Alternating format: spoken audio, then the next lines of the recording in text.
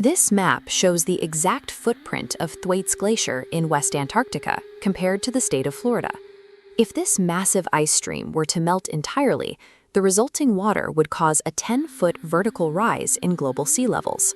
For years, public fear has centered on a concept known as MISSI, marine ice cliff instability, or MISSI is a hypothetical mechanism where a collapsing ice shelf exposes a massive vertical cliff that crumbles under its own immense weight, triggering a rapid chain reaction. However, recent high-resolution computer models run by researchers at Dartmouth College show that this rapid overnight crumbling is highly unlikely to happen this century.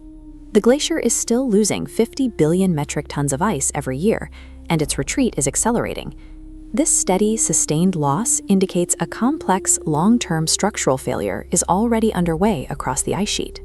To accurately project coastal flooding, we have to look past the fear of a sudden splash and examine the glacier's slow collapse, observing it from satellites in orbit all the way down to the pitch-black seafloor.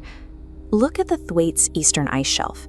Over 2 decades, satellite imagery reveals distinct geometric blocks of ice separating from the main shelf. This structural breakdown happens in 2 distinct stages. First, long fractures emerge parallel to the direction the ice is flowing. Next, shorter cracks appear, cutting directly across that initial flow path. This specific cross-hatching pattern severs the ice shelf from its pinning points. A pinning point is an underwater mountain that acts as a natural friction brake, snagging the ice and holding it in place. As the floating shelf loses contact with these mountains, the inland ice speeds up. That faster movement puts even more stress on the shelf, creating more fractures and accelerating the cycle of decay. Moving inland from the floating shelf, we reach the grounding zone, where the ice surface forms distinct undulations called viscous bumps. A viscous bump is a topographical distortion that occurs exactly where the ice stops resting on solid bedrock and begins floating on the ocean. The extensive damage on the surface and the shifting of these bumps show that the ice shelf has lost its buttressing capacity.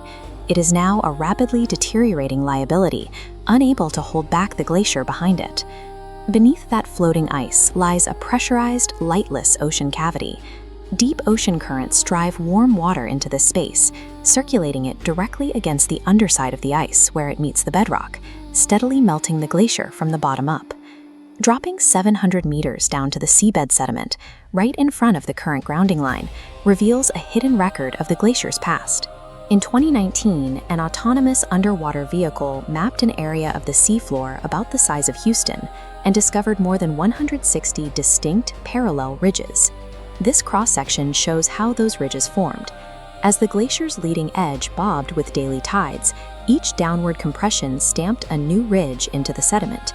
By counting these footprints, scientists found the glacier recently lost contact, retreating 2.1 kilometers in under 6 months. That is twice the maximum speed measured by modern satellites between 2011 and 2019. The physical evidence on the seafloor proves the glacier has survived pulses of extreme retreat before. It is highly sensitive to small changes, meaning the ice can retreat far faster than our baseline models suggest.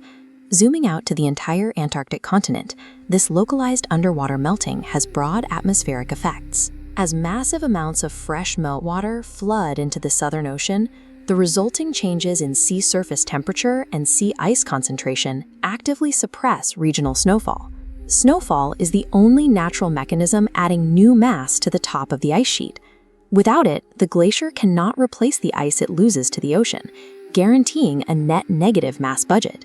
This schematic details a proposed human intervention, an 80-mile-long flexible sea curtain. Anchored to the seabed, it would physically block and deflect the deep, warm water currents away from the glacier's underside. Thwaites Glacier is an actively failing structure, decaying from the atmosphere down to the seafloor.